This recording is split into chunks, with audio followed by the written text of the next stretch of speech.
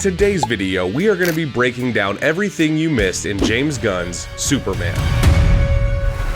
I have seen this movie now 3 times, and I still feel like there are things that I pick up on that are new every time I see it. It is a great movie, but admittedly, it's overstuffed. And as such, I figured there must be other people out there like me who want to know everything we don't know, but also can't afford to keep going to the movies to see it. Now, folks, I gotta admit, I am not necessarily an expert in Superman cinema, but my friends are. I cleaned your boots. I'll go get them for you. So I've got my buddy Rick on standby to tell you about everything you missed in 2025's Superman. To Rick. Pass it to Rick. Let's be honest, DC fans have been through it. The last decade of superhero cinema felt like a never-ending reboot cycle, a cinematic tug-of-war between realism, studio meddling, and the Snyder Cut. Well, actually, that was really good. But with Superman, something shifted. When the first trailer dropped, you could feel the pulse of excitement. Fanboys rejoiced as James Gunn, the misfit maestro behind Guardians of the Galaxy and the Suicide Squad, was tasked with rebooting the most iconic superhero in history. What we got wasn't just another origin story or grim reboot. Superman is a vibrant, character-rich celebration of everything that makes the DC universe work. It's filled with color, hope, and, if you paid attention, layer after layer of hidden detail. Whether you're a diehard comic book reader or just someone who misses seeing Superman smiling and being human, then this is the movie for you. It's loaded with a treasure trove of cameos, deep cut references, and Easter eggs that go by faster than a speeding bullet. And unless you were watching with a freeze frame remote and 3 DC encyclopedias on standby, chances are you missed a few of them. So let's discuss.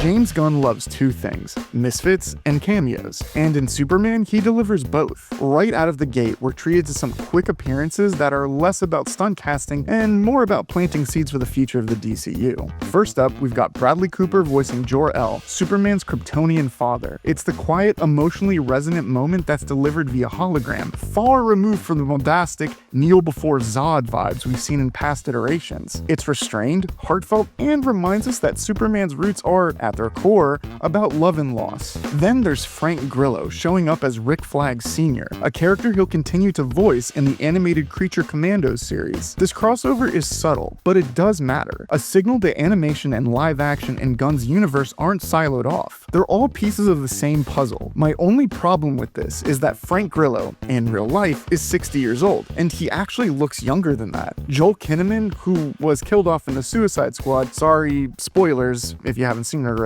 but he's 45 years old. He could easily be Rick Flag Sr.'s brother, but I'm sure Gunn has created logic for this, if we ever revisit this in future films. John Cena makes a classic Cena-style appearance as Peacemaker, delivering a snarky televised rant about Superman. It's hilarious, meta, and possibly sets up the future tension between the characters. Meanwhile, Millie Alcock's cameo as Supergirl is even quieter, but no less important. She drops in for a few to remind the audience that her time is coming, with Supergirl Woman of Tomorrow in 2026. And for longtime fans, the appearance of Will Reeve, yes, the son of Christopher Reeve, appears as a Daily Planet reporter in a moment that hits emotionally. It's a subtle but powerful nod to legacy. Like the filmmakers are saying, we remember. Also, before we forget, Michael Rosenbaum, that's Lex from Smallville, voices a Raptor guard. That's one for us WB nerds. This is Smallville! Meteor freaks, alien ships, cryptic symbols. These threats are real. Someone had to take control. Someone has to protect the world. This is where things get really into comic lore. Superman is layered with subtle DC references that reward the hardcore fans. You don't need to catch them all to enjoy the movie, but if you do, it's like unlocking secret achievements in a video game. The fictional countries Barovia and Jor-El pop up in global news tickers and background chatter. Barovia has ties to Lex Luthor's military dealings, while Jor-El connects to mystical characters like the Justice League Dark. These inclusions hint that this Superman exists in a world far bigger and stranger than Metropolis. Then there are the powers. Gunn makes a point of showcasing Clark's freeze breath, heat vision, and X-ray vision in fun, creative ways that feel like comic book panels come to life. These are world-building tools that reinforce Clark's gentle but deadly power set. Of all the random things to include in a Superman movie, a packet of cookies might not seem important, but you'd be mistaken. In one scene, Clark is seen tossing a bag of Choco's cookies onto his desk. While you may think nothing of it, Chocos are famously the favorite snack of Martian Manhunter. What feels like a tease from Gunn, who hinted at it on social media, called out a certain Martian who'd appreciate the reference. So if Martian Manhunter shows up in Justice League Reborn or whatever DC's big team-up movie ends up being called, you can trace his arrival all the way back to this humble bag of cookies. Eagle-eyed viewers might have spotted the Belle Reve prison on a screen in one of the Justice Gang briefings. That's Suicide Squad territory there, folks. Same goes for the Hall of Justice exterior, seen briefly in a wide aerial. While brief and short, Gunn wants the audience to know he is staging the ground for something bigger. Hey! Quit messing around! I'm not messing around, I'm doing important stuff.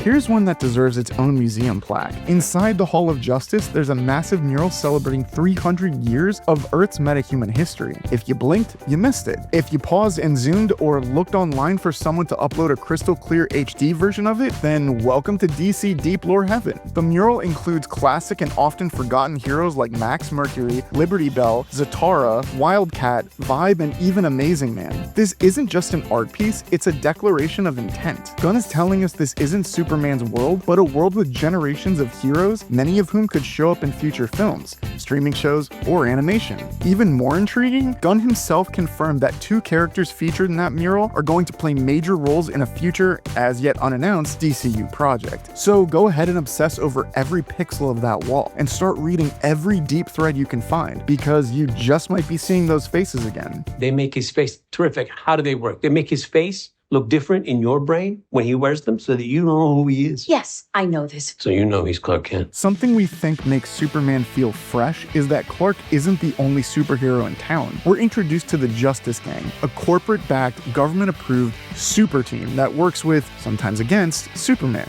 Mr. Terrific, played with quiet intensity by Eddie Gathegi, and probably our favorite character in the film. Hawkgirl, played perfectly by Isabella Merced, as well as Metamorpho, scene-stealing Anthony Carrigan, and Guy Gardner's Green Lantern, the always delightfully smug Nathan Fillion, all make their live-action debuts here. They don't appear as just side characters. Each one has their own personalities, politics, and conflicting views on what it means to be a hero. Then there's Angela Spica, aka the Engineer, a cybernetic powerhouse aligned with Lex Luthor. Her introduction is a backdoor into The Authority, a film that Gunn has already confirmed is on the slate. And let's not forget Crypto, Superman's loyal dog brought to life via visual effects, and based on Gunn's own pup Ozu. The DCU is starting to feel lived in, diverse, and legitimately unpredictable. We feed the canine, but he is unruly. And he realizes we are not flesh and blood and couldn't in our heart of hearts care less whether he lives or dies. Superman isn't just a great movie, but a reset button with purpose. It's vibrant without being cheesy, earnest without being naive, and jam-packed with details that reward those who stuck with DC through the chaos. Whether it's a mural packed with legacy heroes, a cookie pack teasing alien detectives, or characters we haven't even met yet, every inch of this film is telling you the same thing. The DCU is alive and not slowing down anytime soon. Thanks in particular to James Gunn, who is curating a living, breathing mythology. If the new DC is as bright, weird, and interconnected as this film, then we're in for one hell of a ride. So if you've only seen Superman once, do yourself a favor and go again. Watch for the cameos, hunt the Easter eggs, obsess over the background details, because in this new DC universe, everything means something, and we're just getting started. Hey, buddy. Eyes up here.